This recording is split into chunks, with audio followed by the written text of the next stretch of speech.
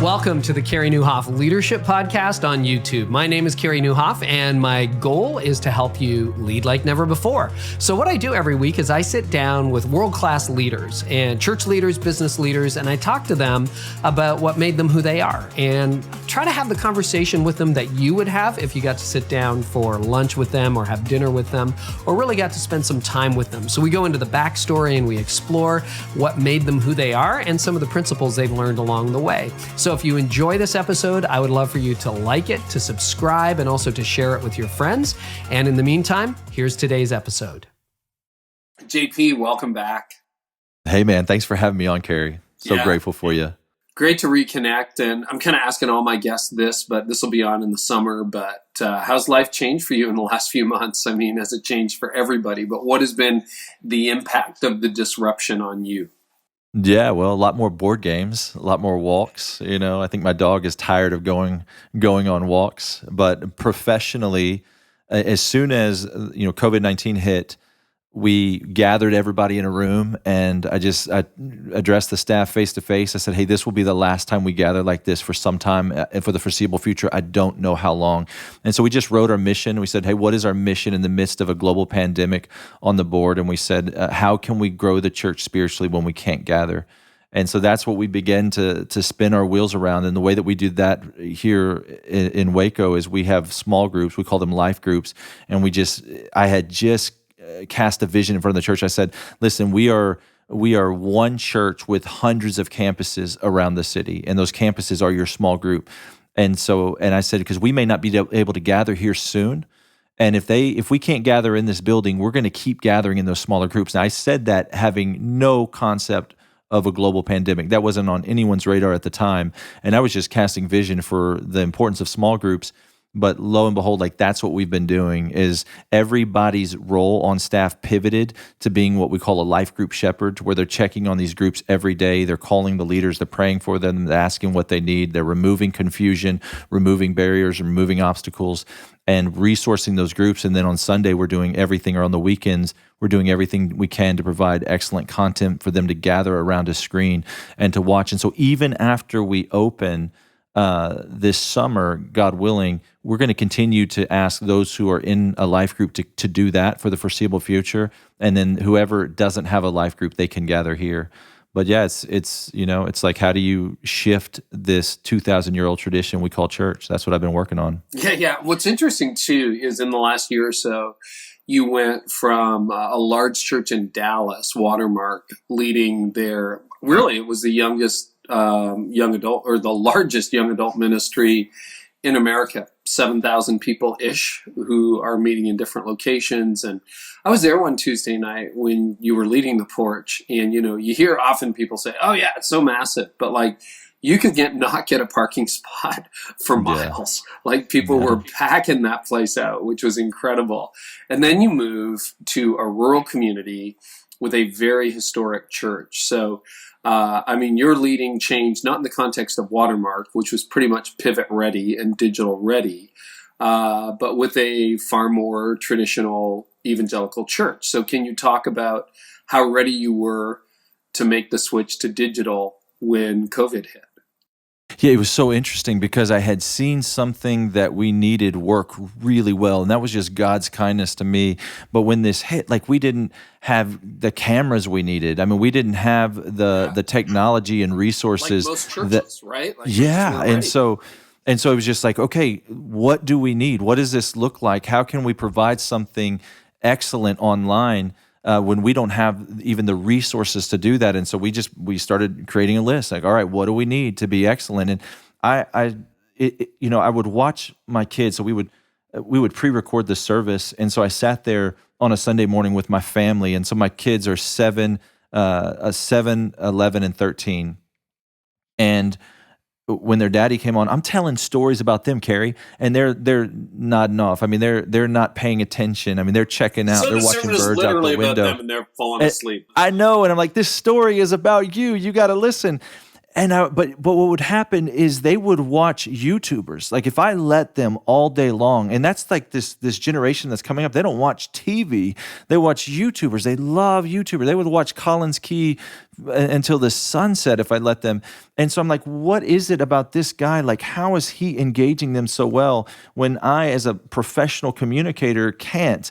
And so I started interviewing YouTubers. I mean, that's what was, it was like, what are you doing that is, what are the things, the best practices that you do that engages? And so what we did, Carey, which is different than for a lot of people, I know they're doing live streaming services, but what we did is we did a service and then we took it into post-production and did a lot of work in post-production with like things popping up on the screen, animations, things of that nature that we thought would make it more engaging. We took the camera, we got a mobile setup, and we began to go on site.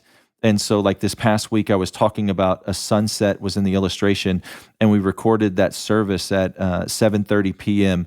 So the service started in broad daylight and it ended in pitch darkness. I mean, and you got to see all of the colors behind me as the sunset directly behind me. And I didn't even really address that. It just kind of went with the message.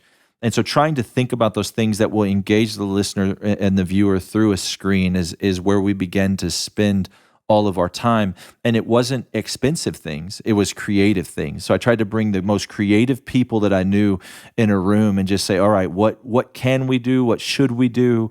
What does it look like to, again, that mission? How do we grow the church spiritually when we cannot gather and be as engaging as possible? And so that led to some really fun ideas. And so, constraints are the birthplace of innovation. And so it was fun to watch those people innovate. So I'd love to double click on that and find out a little bit more about what you learned from YouTubers. So you're right. Typically what happens is whether you're broadcasting live on a Sunday morning with a crowd, live on Sunday morning to camera, or even from your home, we're all kind of like talking heads. It's the 20 to 40 minute monologue. Right?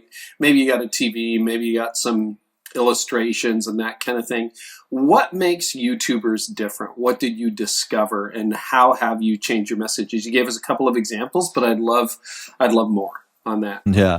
Well, it's let me start by saying, if you think about, and I don't mean this in any insulting way towards somebody. In fact, I mean it as an encouraging way. But if you think about people, pastors who have large TV presence or online presence, they're almost a parody of a person. I mean, they have these big personalities. They're very animated, and it's why people make fun of them because they have such distinct character qualities and traits. And so that's true for YouTubers. I mean, they will get up there everybody knows what it's like to watch somebody who's boring, just kind of the talking head, the want, the Charlie Brown teacher, if you will, versus someone who's not boring, someone who's fun to watch. As if you were people watching, you would choose this person because they hold your attention. And it's almost like Jim Carrey in a movie, right? He's an over actor, and so for that reason, he's fun to watch, and people like him are fun to watch. And so that's one thing where the YouTubers nail it. But then with that also, as they say something, if we're going to pre-record something or we're creating something, and it doesn't even have to be the weekend service, it could be like an equipping video or something along those lines, we can then take that into post-production. And we didn't have somebody who was good at that. And so as I began to think about, okay, who do we need to hire in the midst of this? Because there's a lot of need. We need a CFO. We're looking for a director of operations, kind of an executive pastor, if you will. But I'm like, we need to put all those hires on hold, and we need to find content generators, like people who are really good at generating content. So I called a local YouTuber, and I just said, hey, will you work for us part-time? Like, can we bring you on contract? One, to consult with us, but two, to help us provide or to create video resources. And so I think a lot of what I learned from them, it happens in that content. That post-production creation. Like, what does it look like for things to pop up on the screen and to edit and to not just be a talking head in an auditorium, but to go somewhere creative. And then the other thing they all said to a person, Carey, which plays into something else you and I have talked about before, and I'm sure we'll talk about again, is just this idea of you got to be real. You got to be authentic. Like, don't get up there. When I talk about animation, I'm not talking about anything fake. I'm talking about being absolutely real, and then even creating opportunities for them to see behind the scene, like to show you our process in creating this thing that you're watching, and what does it look like for us to brainstorm and to let them in some of the content creation before it's actually created. Okay, so what we'll do is we'll link to one or two of those messages in the show notes if people want to see an actual sample. Is that fair? We can do that? Sure, absolutely. Get the link. So listeners, so you can go and see it yourself. What was there, like, I just, and if I'm, drilling down too much, just tell me, we'll move on. No, ask but anything. This is fascinating. So, what were some of the top lessons? Why did they say our usual style is boring? And why were we not connecting with your 11-year-old? So you got little things popping up. And I haven't seen the message. So I'm asking, like most listeners, it's like, yeah, this is really intriguing. So if I hired a YouTuber, what specific changes would they start to make? You mentioned a few, like be real, take you behind the scenes. What would they do with length? How many cuts would they make? I mean, typically, right, if you look at a 3-camera setup or a 2-camera setup, which a lot of churches would have on a Sunday morning, you're not changing camera angles that often. Like, are they doing handheld? Are they doing single lens? Like, let's get nerdy here for a second. And that was so fascinating because, old production would say just this idea of like having the moving camera and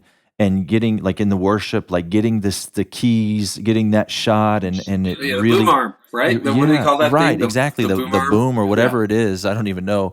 But with a YouTuber, it's a webcam and they're talking to it. It's like a GoPro, and so it wasn't that we like needed more and better and those kinds of things. And honestly, Carey, I'm in the middle of the experiment, so I'm still learning and still thinking about, because like here's things I'm wrestling with, and this may be helpful. This may be helpful or not. But I think about, like, with a YouTuber, it's like I can say, okay, let's go in the Bible, and the Bible can just appear, right? And like in my hands, we can do that in editing, but that's a little bit cheesy, okay? And so I haven't pushed the envelope to that point, because I'm like, that's where I'm wrestling. Like, is that cheesy? Is that like, okay, I'm not gonna watch that. This isn't like some, Vegas magic show. This is my Sunday sermon. So how far can we push the envelope? What does that look like? But they all said, hey, you need to be authentic. Let them see behind the scenes. Let them see you wrestle with things. Let them see you set up. Let them see the mistakes and some of the outtakes, if you will. And so those are things that we've done and we continue to consider. I think shorter. I think there is something to length right now. Like you're not going to want to watch something through a screen as long as you do in person. I mean, that's been consistent across the board. The post editing, hey, when I say my point, like it can show up on the screen in different ways. It doesn't just have to be in the lower thirds like always, like it shows up on iMag. Like, what does it look like for that to pop up in a creative way? One of the sermons we did, the whole sermon was split screen. And so, like, I was on half of the screen, and then the things I were saying were popping up on the other half. We've experimented with sitting down, just kind of more casual. We've had other people there to make it more conversational. We've experimented with on set. We've experimented with, okay, as when I think about that linchpin illustration, is it, can there be something, like if I'm talking about a roller coaster, can I be at a theme park? Like that kind of idea. And so those are all things that we've done and continue to consider every week. Like right now, right before you and I jumped on here, I was in a text message like, okay, where do we want to be this week? And I'll just tell you, we're thinking about shooting the sermon at an airport. And, because it's on decisions and it talks about options and different gates and that sort of thing. So we're trying to find an airport that we can shoot the sermon at. Isn't that interesting? We had a thing for years. We were a double portable church, 2 campuses, and we would do the week delay. So shoot it at the broadcast location and then play back at, online and et cetera after and at the other location. We're 3 campuses now, or we were before COVID. Everybody's a single campus all of a sudden. But we synced up live. But long story short, you can't do Easter a week late. You can't do Christmas a week late. Come December 31st, celebrate the birth of Jesus. That just doesn't work. So what we would do is we would do on-location shoots. I did an Easter at a graveyard. You mentioned the whole sunset, sunrise thing.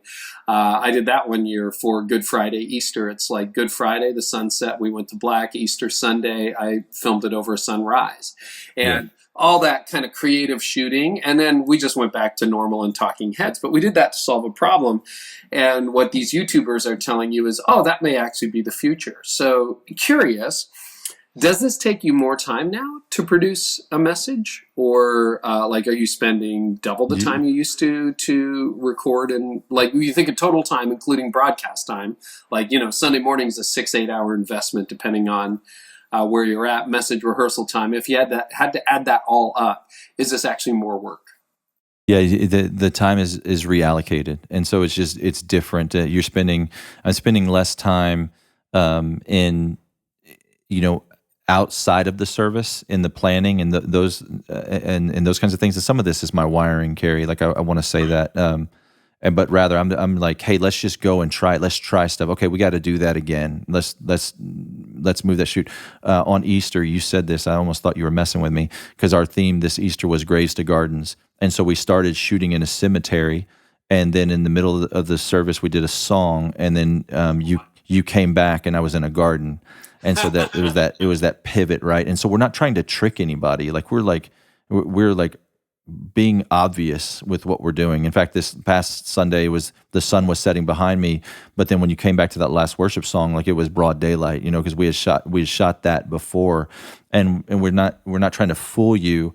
We're using those kinds of illustrations obviously and in an apparent ways. And so did I answer your question? Yeah.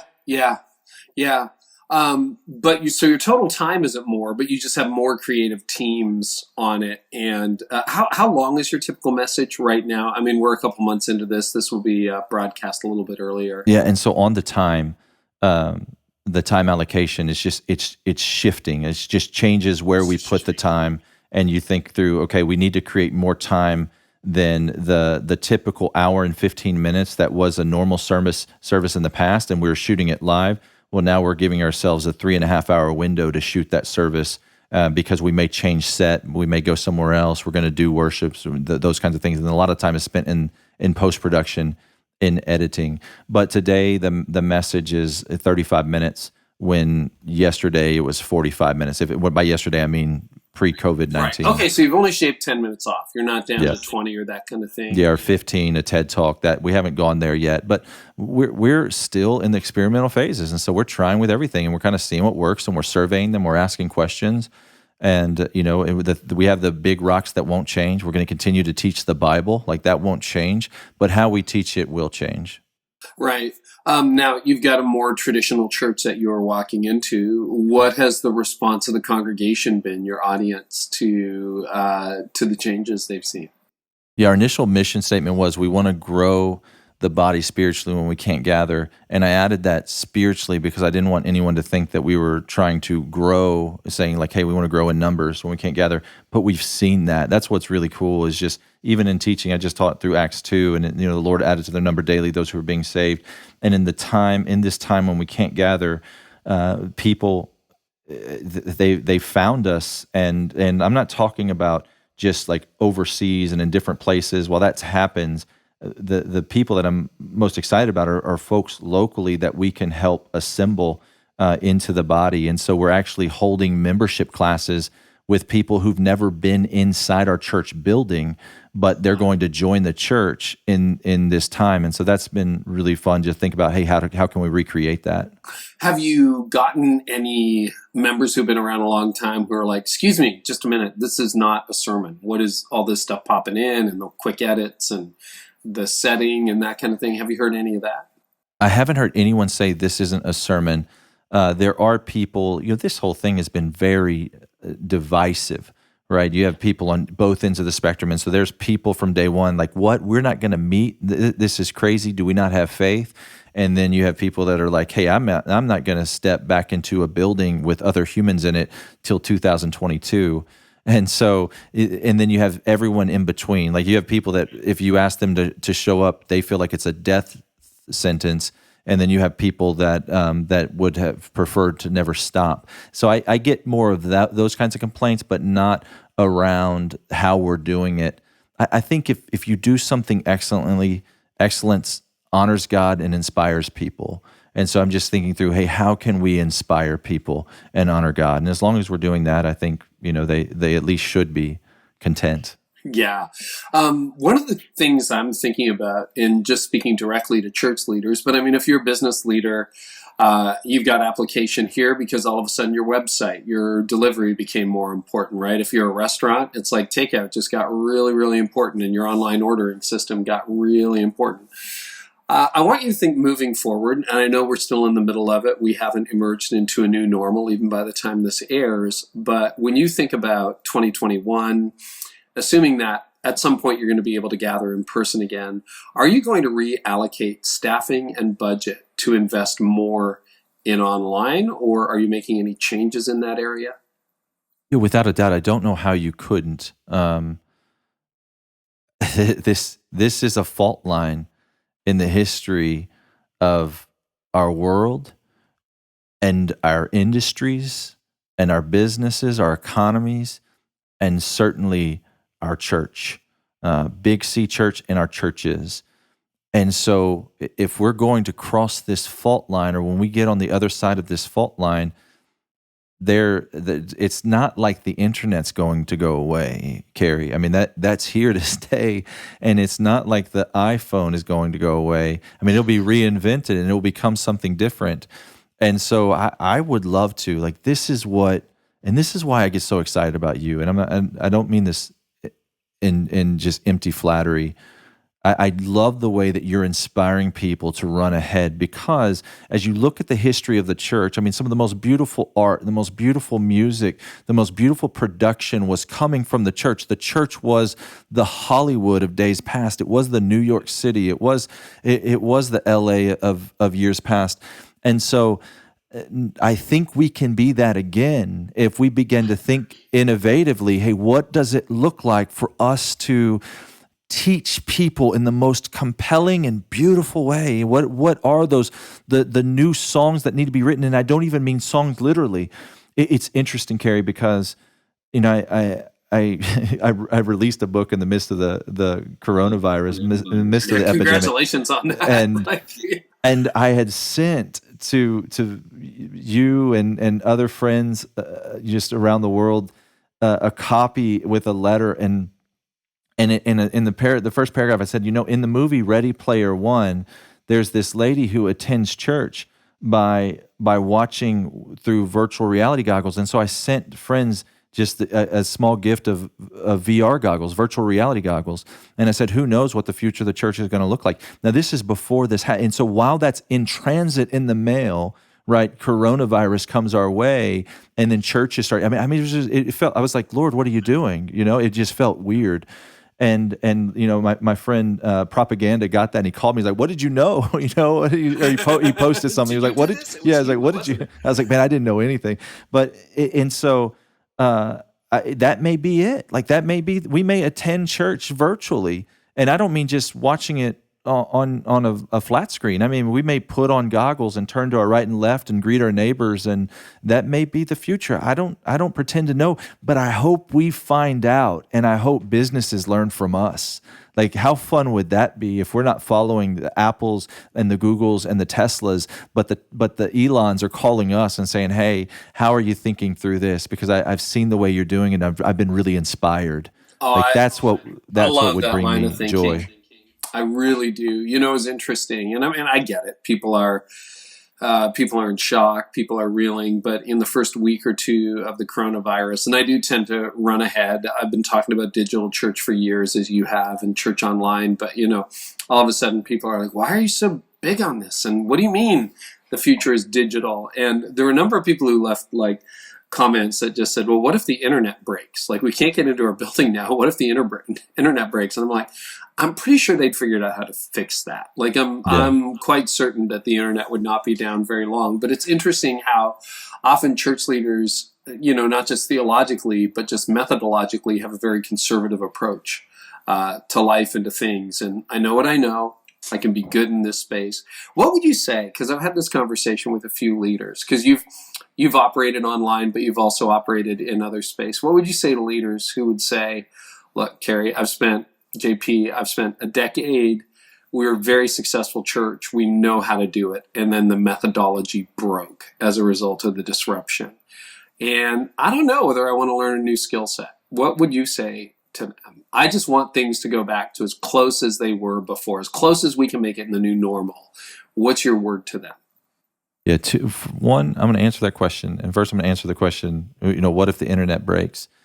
To that, I would say, who cares? It's not broken today, right? I mean, we have it today. We have to use it. If it breaks tomorrow, like if we go back in time, if there's some post-apocalyptic era that we just can't even see right now, fine, we'll adapt and we'll pivot then. We're all in the forest hunting and gathering, then we'll figure that out. Yeah, but we have to pivot today with what's available to us today. And so to the person who refuses to innovate, like just wants to go back, I would just say, it's something that you and I have talked about before. If you're not reaching the future of the church, your church has no future. And that's what I would say to them. And honestly, I would say, hey, find my friend Carey Nieuwhof. He has a lot of resources on burnout. And I'm concerned that you might be there and not realize it. Because the second we say, hey, we no longer want to innovate, something else is going on. Like we're tired.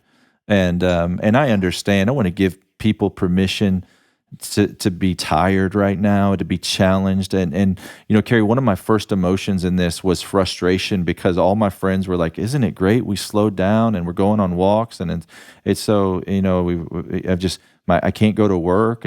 And I didn't feel that. I was like, man, slow down. The second this hit, it felt like I started a 40-yard dash that never stopped, And so it didn't feel like slowed down at all initially. And so I get that. Like I understand if you're tired momentarily, but if you get to a place where you say in ministry in general, not just pastors and preachers and teachers, but in ministry in general, if you're like, hey, I don't want to innovate anymore, then I think something else is going on and you need help. And I don't mean that in a jab kind of way. I mean that in a sincere, like, hey, please get help, because we always have to innovate. I think that's a really good word. And yeah, I'm concerned some days, and I have to watch this in my own life, but don't let your fatigue make your decisions for you. Right. And when fatigue makes my decisions, I do not make great decisions. And I think that's a good word. And things are always changing. Disruption happens even outside of a year like 2020. People get disrupted all the time. It's just that crisis accelerated it. On that note, anything else? I've been asking every leader I can this question. Do you see this thing that we're going through as an interruption or a disruption? How do you view it? In some ways, it's both. And so it's an interruption to what we were doing, and it's a disruption if I'm tracking with the question, it's a disruption in that there are some things we won't go back to, and it's changed us. The whole fault line is a fault line. You use the whole fault line. I love that image in the church's history, and so it's shifted. And there are ways that we pivoted. Now there are things like I really hope, as I said, that I'm going to give somebody a hug again. But there are some things that we just it won't. We're not going back to normal. That's what I said. I wanted to do a series called New Normal with a K. Like we think we knew normal, but we didn't know normal. Normal's in front of us. I thought it was good too. Yeah, My team shot really it down, clever. Man. I thought it was good. I'm gonna tell him. Carey Nieuwhof said it was clever. Did it get voted down? Yeah, I got voted down on that one. I think you're a genius. So there you go. Well, you and my mom. My new series is called The Rise of the New Normal at Connexus, but I didn't think about the K. There you go. That will take it. You thought you knew normal. I'll take that. I love it. That's great. Okay, interruption, disruption. Any other thoughts on what's changed for you? Okay, let's frame this another way. This isn't happening, but let's just say we turn a light switch on. Everything that was possible in February is possible again. Borders are open. You can travel anywhere. Let's assume there's a vaccine. Coronavirus disappears. What are some of the permanent fundamental changes that you think have happened in your church as far as you're concerned? Yeah, I think from a professional or from inside the church, from a staff perspective, it is investing in that production, investing in video, investing in social media, investing in online platforms, investing in content managers. And so that our whiteboard as we think through who are we hiring and our staff and our hierarchy and our org chart has shifted. I think the way that we create resources for life groups will change. I think that that post-production mentality on a lot of resources that we create will be a shift that was non-existent in the past, and that's not going away. I'm really pleased with just the response and engagement on that. Creating opportunities to have conversations online. So Netflix jumped ahead on this with watch a movie with friends. Zoom is obviously doing pretty well right now. And so what does it look like to create opportunities for people to have conversations online that beyond just like commenting on a blog? And so we're thinking through that. Assimilation online, Carey, so we kind of drew a line. We think that we can assimilate people into the church virtually, but we can't assimilate, or it's not ideal to assimilate people into small groups virtually. So we think that it's awkward if you show up to people who are now supposed to be like close friends, and the first time you meet them is through a screen. That's difficult, but we do think that we can give them the resources they need to know and understand our church and kind of become a part of it virtually. And so those are things that we're asking the question, why is that? Like, why do we feel that way? What's the difference? And so again, we're still in the middle of the experiment. But I want to say this, I think this is the perfect time, and I hope every leader's doing this, to ask the question, what do I need to stop doing that I was doing? What do I need to start doing that I wasn't doing? And what do I need to keep doing that we were doing? And so I know those aren't new questions. I know that there's nothing aha moment about that. Everyone's heard that before, or most leaders have heard that before. But this is the time. Like, we have to do that. And so I gathered with the elders this morning. I said, what are the things that we don't want to carry into the future? The things that we've always done that we don't know why we've done them. That maybe people before us who've long been dead came up with them, and we don't know their why. And we've just continued it, but we don't really, their why is not wrapped around our hearts. Our hearts are not engaged with the why. And we need to ask ourselves, are we willing to put that down, or is it a sacred cow for us? We're afraid that that's going to disrupt too much of our pattern, because if anything, we're seeing that we can survive disruption, right? And that's not a statement of pride. I just mean, like, listen, I've read the back of the book. The church isn't going anywhere. And so God wins. And so now we're just playing the game in the middle, that we've seen the scoreboard and the final score. And so how do we play the game faithfully? And I think technology has to be a part of that. Yeah. Do you think your church, and you had quite a bit of experience with this when you were leading the Porch or co-leading the Porch, but do you think the future church defaults to online? Do you think the larger, like, if you think, I don't know how many people you seat, how many people fit in your auditorium on a Sunday morning, your sanctuary? Oh, so we have two campuses. Here is we have 1,000. And then we have another campus downtown, and so we'll do two services here, and then a third one downtown. So how many in person? 3,000 people, 2,500 people. 2,500 people on a Sunday morning, which is a good sized church. But do you imagine in the future that the majority of the people that you'll be reaching will not be in the room with you?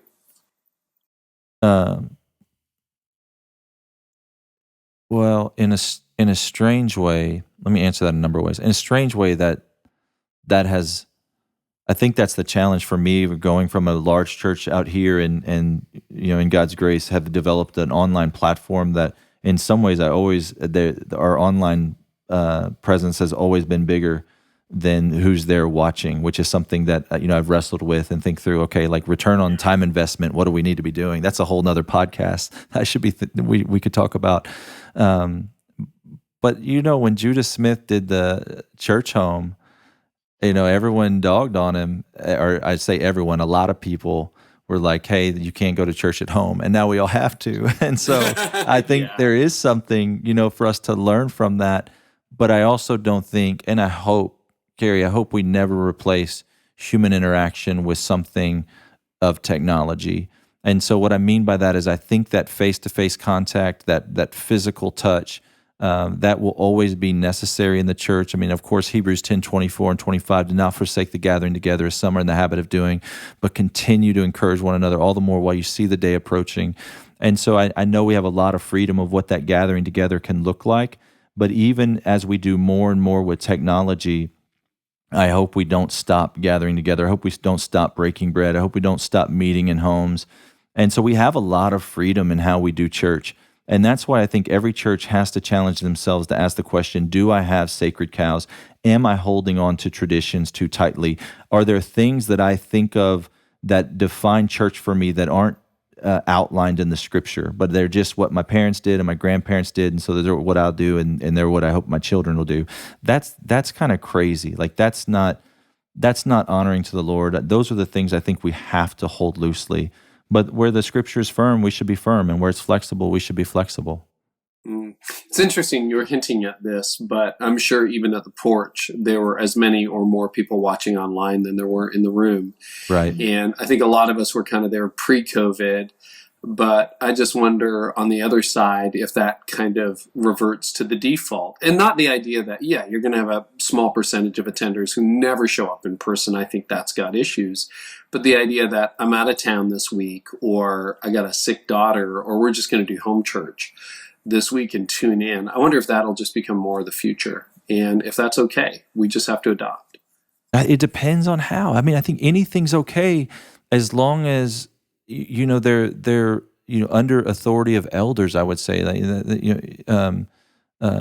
Hebrews 13:17.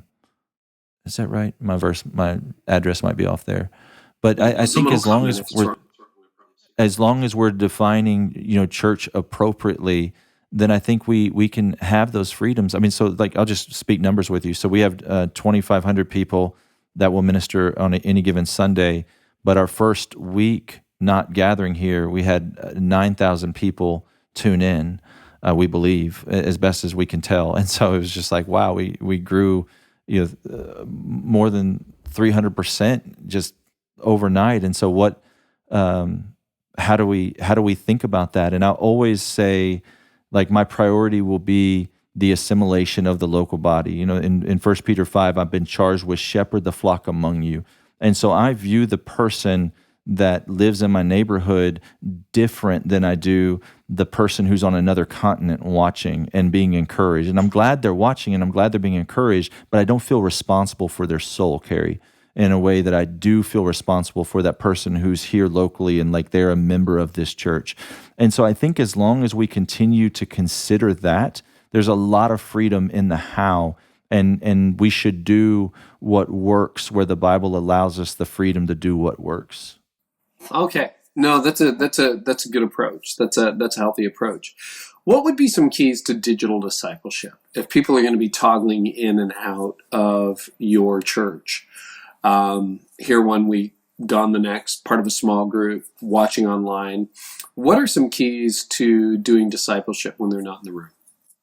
Yeah, I think, calling them to engage the lost, equip the saints, and be empowered for service. And so those are three things that we spend a lot of time thinking about. And so what does it look like? I mean, that was the first thing when all of this happened and we were sheltering in place. It's like, how do you evangelize? Like, how do you share the gospel right now? And so we were just like, okay, we have to use technology, text people, call them, FaceTime. But something else we did, Carey, is we put signs in yards and we wrote our cell phones on them and just said, hey, do you need help or prayer? Call me. And it had the person's phone number in there, so their neighbors knew that they could call them at any time. And some amazing stories came from that. I mean, major, incredible stories of life change because of these silly cardboard signs or plastic signs we put in everybody's yard. So we put them here on the curb at the church and said, hey, come pick up your sign, write your cell phone number on it, put it in your yard. And so that was one way that we continued to engage the lost and then equip the saints. I think discipleship online, it looks like, as the universities have already shifted to, places like Liberty and correspondence learning around the world. How do you teach through a screen? And so you do so in some of the ways we covered of just like in a way that engages people and using post-production to your advantage, and then empower members for service. I mean, that's the one where I think we have to continue to give people opportunities that, virtually we give them the opportunities, but then that they can go and physically serve. And that's going to require them being present, I would think, at least. Editorial comment. I absolutely love how your definition of discipleship includes evangelism. Thank you for that. It's a For gift. sure. And My it doesn't joy. happen enough in the church. So you got a brand new book called Welcoming the Future Church. It sounds like we're already having that conversation in Yeah. part because, Yeah. like you said, it was semi-prophetic, released right around the beginning of the disruption. What are some keys to influencing, reaching, discipling the next generation? You got a few in your book. You talk about being real, teaching the whole truth, etc. Can you walk us through some of the keys that, because you've had just tremendous success, fruit in influencing that next generation. So I'd love you to walk us through some of those ideas and keys. Yeah, I mean, just as we walk through that book, I mean, the first chapter is something you and I have talked about before, is just the importance of authenticity and transparency. And so being real, I mean, at some point in the church history, this was lost, and I don't know why pastors get up there and think they have to have it all together. And I think the comparison game, social media puts that pressure, but the people that the future most resonate with are those who are honest and authentic. They'll talk about the fight they just got into with their spouse. They'll talk about, their struggles with sexual sin. They'll talk about their temptations. They'll talk about, the ways that they struggle with materialism or whatever that is, and they're not trying to hide it and put on this facade, that the illustrations are actually coming from that, and people lean in and they say, oh my goodness, this person's like me. No one wants to follow someone who walks a foot above the ground and is perfect, unless that person is Jesus, but even he didn't walk a foot above the ground. And so, what does it look like for us to be real? And, last time you and I had a conversation, I went back and it was episode 236. You were getting after it, but I just talked about how one time I had looked at an image on Instagram and I that I shouldn't have, being a recovering porn addict, and it was initially an accident, but I lingered too long. It was sinful. It was a decision. It was a choice. It was a willful disobedience. And then I was preaching, and before I was just convicted of that. And so before the sermon, before I said anything about what I was teaching, I just confessed. I said, guys, I want you to know, yesterday I made a terrible choice to linger at an image on social media of a woman that I'm not married to, and I'm so sorry. I'm grieved, and I sinned against God, and will you guys forgive me? And I prayed, and then I moved on to the sermon. I preached the sermon, and it was the longest line I've ever had of people wanting to meet, and they just said, I've never heard a pastor say that, And I remember that story of all the things we talked about, and I think about that often, and I think how rare that is. Yeah. What powerful story. Walk us through the tension, JP, because you're right. There's some pastors who are like, I struggled with temptation when I was 18. It's like, yeah, but you're 48. So, stories from 30 years ago, that's great. We all struggled with it, but we still struggle with it. Where is the line between what to share and what not to share, or how much to share, or, the right audience? Because I always believe you shouldn't keep secrets. But usually what would happen if you're not keeping secrets is there's a couple of people who know, and the people who should know. But how do you know when you can share that more publicly? Yeah. I heard somebody say something once. They said, I'm gonna say this up front, that I don't think this is right. So I think this is wrong. Yeah, sure. Yeah, they said, you tell some people some things, you tell other people everything, and you tell.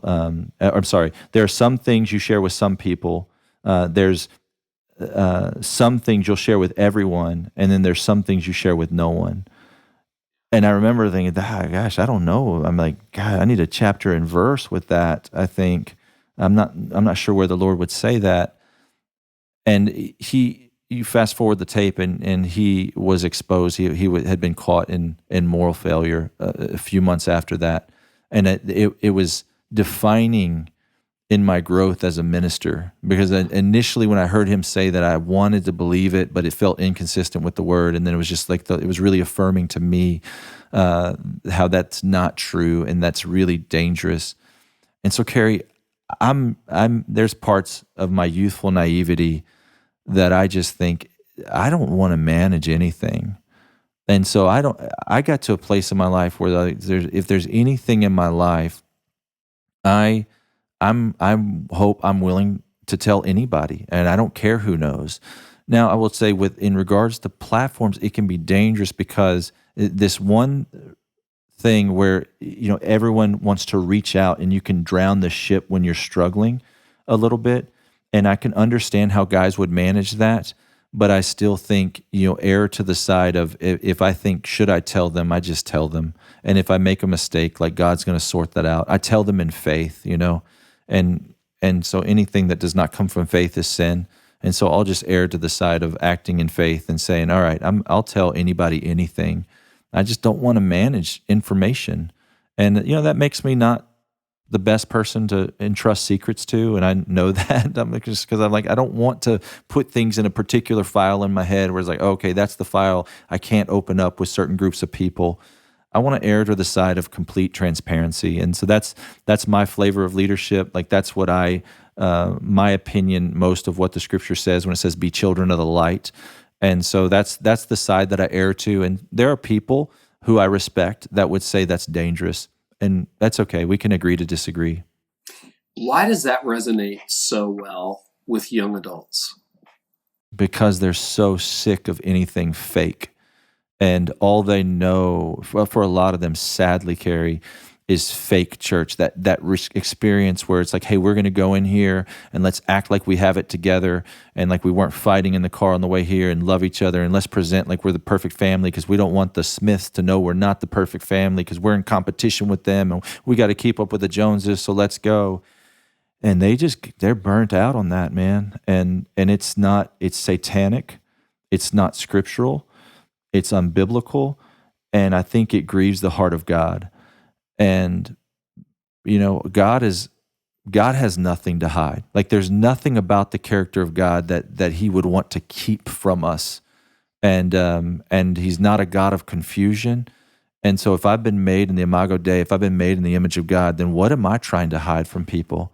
Certainly nothing good, And in my own life and in my own journey, a lot of healing that I've experienced has come from exposing sin. And so I pray often, every week I pray, God, mercifully expose my sin. Like, if there's something I can't see, would you mercifully expose it?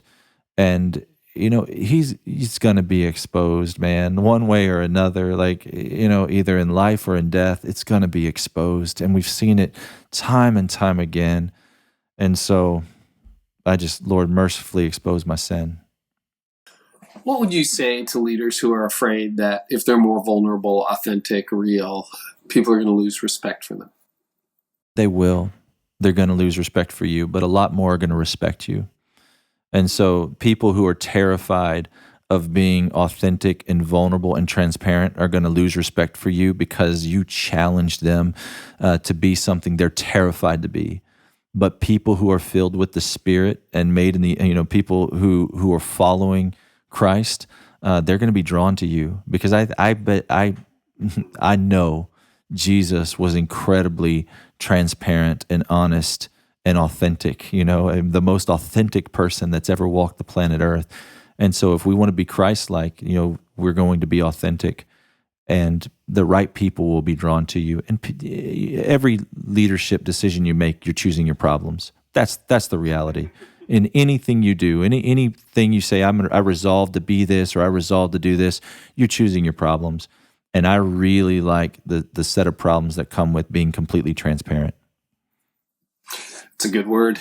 That's a really good word. What are some other keys to really connecting with the future church, welcoming them, getting them to really, make a connection with the next generation? I would say just in leading them in general, the how is so much more important than the what, Carey. And so they're going to care. Like, in generations past, you could just tell somebody what to do, and out of a work ethic and, just kind of blind obedience, they would do it. With Gen Z and Gen Y, millennials, the Generation Z coming up on the scene, they need to know the why. And so if you're impatient as a leader, if you kind of have this attitude of, hey, you don't need to know the why, just do what I say, you're not going to inspire them, and I don't think you're going to reach them as a minister. And so I think you have to spend a lot of time on the why. Let me just give you an example of what this looks like. There's two kinds of leaders. If I have a task that we have to do, let's just say we got to go in the parking lot and pick up trash. There's a leader that's going to be more tactical and practical, pragmatic, if you will. Hey guys, there's trash in the parking lot. My guess is 786 pieces.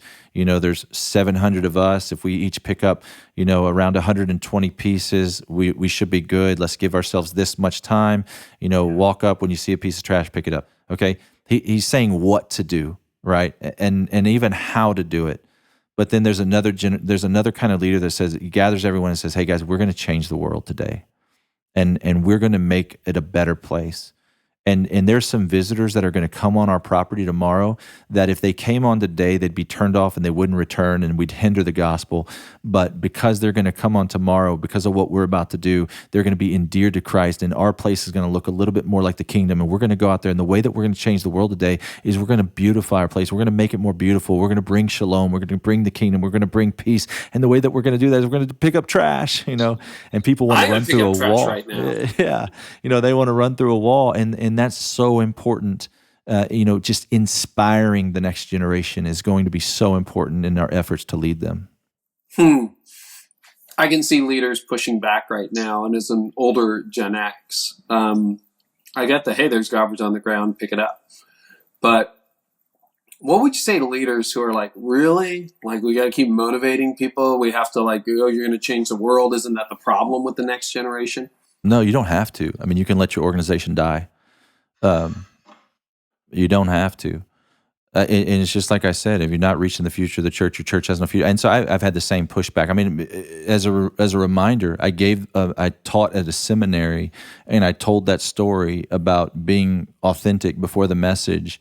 And I had pastors say, hey, you can't do that. You can't use that word in mixed gender audience, talking about pornography. You need to present to be holy. You can't, and I wept, Carey, over them. And I mean, respectfully, because these are people I'm sure have done a work of God, and I'm thankful for, but I wept over them because I just thought, you will not reach them. And so, no, every decision we make is a decision to reach them or not. And some people will not have the patience to reach them. And that's the reality. You're going to say, no, I will not change my methods. They need to do it because I said so. And that's great. You keep interviewing them, keep going through the cost of turnover, right? Keep going through the cost of attrition, and eventually you might find a young person who will do it because you said so, right? And it doesn't matter if you think they should or not. You're going to pay a really expensive price in an effort to find them, or you can learn a new way, which is inspiring them. And the choice is yours.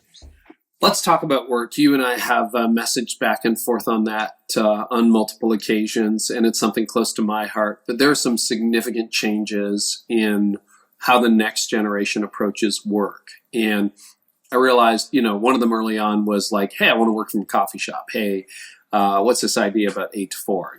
As I joke, 8 to 4 doesn't work anymore. All of a sudden, COVID, the disruption, working from home, losing access to offices, businesses, unemployment, changes everything. But looking at the more meta trends, what are some of the differences that the next generation has in how they think about and approach and like to work?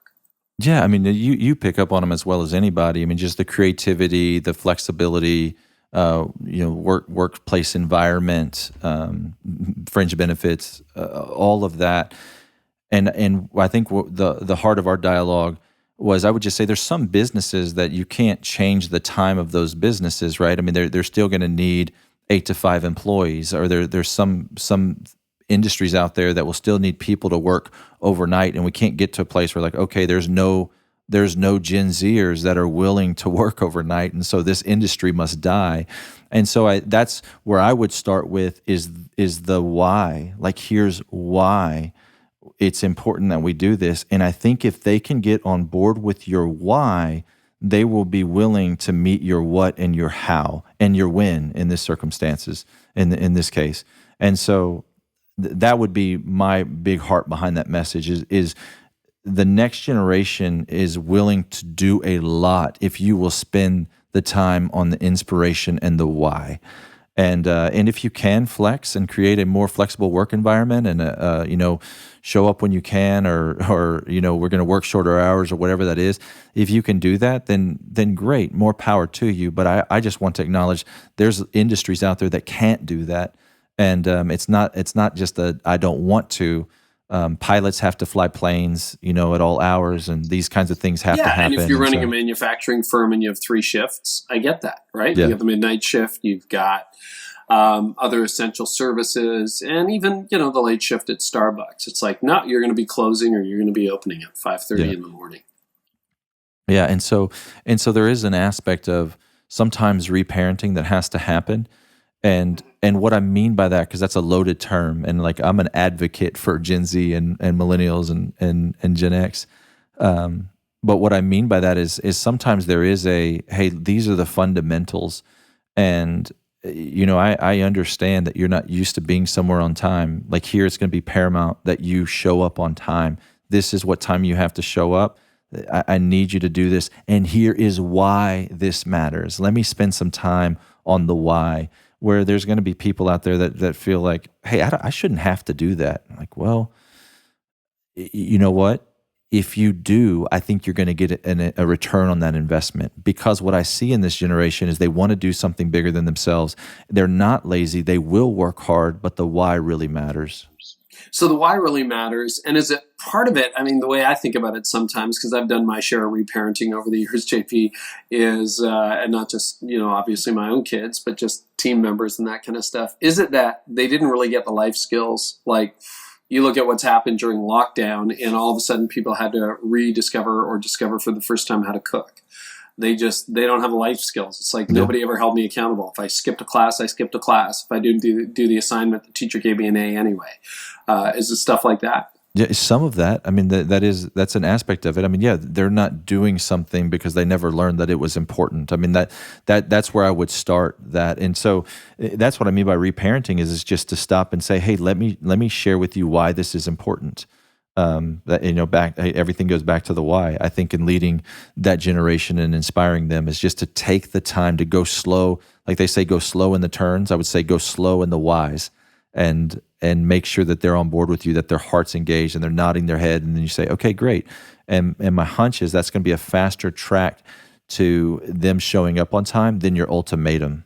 And that's what's going to baffle the next generation is your ultimatum. It's not going to work because it's not going to inspire them. So you're just going to see a lot of attrition. Any worst practices, some things for leaders and managers that you're like, yeah, whatever you do, don't do this with younger leaders? Yeah, I think that's one of them. What I just said is I think it's that take it or leave it because I said so ultimatum. That leader is going to struggle to reach the future. Making fun of them is not going to help you. I mean, I think seeing the good in anybody just generally as a leader is a good practice, but particularly as you generalize that to an entire generation, that's a best practice, understanding the strengths that you're getting with the generation and not just focusing on the weaknesses, boring them. And so I understand that some work is boring and not all work needs to be fun, but also where you can remove drudgery as a believer, for any Christian that's listening, I would just say you should remove drudgery, and that's a part of displaying the kingdom. What does that look like, removing drudgery? I think it's that every now and then you're running that. What do I need to stop doing? What do I need to start doing? And what do I need to keep doing? And in the stop doing, do I have paperwork that's just mundane? Am I having people fill out paperwork just because we always have, but it's not necessary? Like here's a pet peeve of mine. When I go to the doctor, I get so frustrated that I have to fill out a page, and then I turn the page and it's the same information, and then I turn another page, it's the same information. I have to fill out all of this paperwork. How many times I have to give you my phone number and address, right? Yeah, I'm just like, why do I have to keep writing down my address? Can these not talk to each other? And so it's just like, if somebody should come up with something that streamlines this process a little bit. And so that's just us in the essence of innovation. Anytime we can streamline something, we don't want to make someone do difficult things and do things that they don't enjoy just as kind of as a punishment, if you will, or just because, like, wherever we can make our workplace fun and engaging, we should. Now, where you can't, you don't have to. Where people need to fill out paperwork, they need to fill out paperwork. Okay. No, that's really good. JP, anything else you want to share? I would say, I shared it earlier, but I'll elaborate and just say, a big thanks to you. And I think the resources that you're creating, that God is in His grace is allowing you to create, are changing the world and impacting and shaping the minds of thinkers. And I'm very encouraged at who you're influencing, Carey. And I would just say, keep on. And then I would just commend your listeners that they've chosen someone who is a great thinker of our day, and someone who attracts great thinkers of our day, present company excluded. And I'm thankful for you. And then to those just on topic, I would say be willing to pivot. I would just challenge everyone to audit their sacred cows and their blind spots. And the most dangerous thing about my blind spots is I can't see them. And so I have to have smart people around me that are not just smart, but they're bold and courageous and honest. And they'll tell me, hey, you've got a blind spot. The emperor has no clothes on. And so I celebrate the courageous leaders around me when they stand up to their boss, and I commend them and sometimes promote them because of it. Because I don't want to surround myself with yes men and women. I want to surround myself with people who will be honest with me. That's really, really valuable to me in co-leaders and co-laborers. And so to anybody who's listening that's efforting to lead people, make sure you are surrounded with people that will point out your blind spots, because we all have blind spots today, all of us, every single person, and we can't see them. Totally agree. Those are very kind words. Thank you so much, JP. And I got to say, I've always found our conversations very stimulating. You made me think about a lot of things today, and I appreciate your writing and your contribution. The book is called Welcoming the Future Church. It's available everywhere books are sold. And if people want to track you down online, what's the easiest place? Yeah, so at Pokluda. Pokluda is my last name, Pokluda, on Instagram, Twitter. harriscreek.org is our church website. And then we have do a podcast as well called the Becoming Something podcast, which is for young adults. And so would love for anyone to listen to that. Awesome. JP, once again, thank you so much. Thank you so much, brother. Appreciate you. Well, I hope today's episode was helpful to you. You can always get more by subscribing to my channel. I also have a lot more content over at CareyNieuwhof.com for leaders in business and leaders in churches. And you can get transcripts of this episode there and so much more, plus some other stuff I do for leaders. So head on over there to discover more at CareyNieuwhof.com. And in the meantime, I really hope our time together today has helped you lead like never before.